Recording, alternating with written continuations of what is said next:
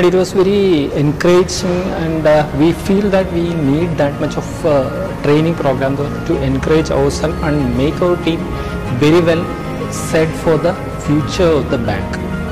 And I feel that everyone need to go through this type of training so they can encourage their team and their organization can go into the higher level.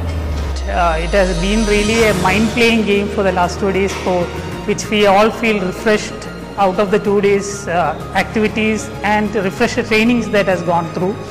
And it has been a very happy event with Mr.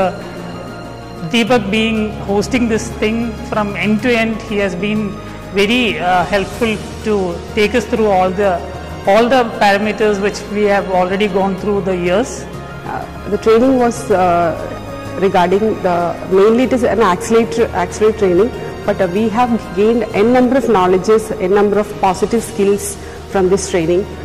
It was mainly on skill building, leadership qualities building, and motivational qualities where motivational things were discussed.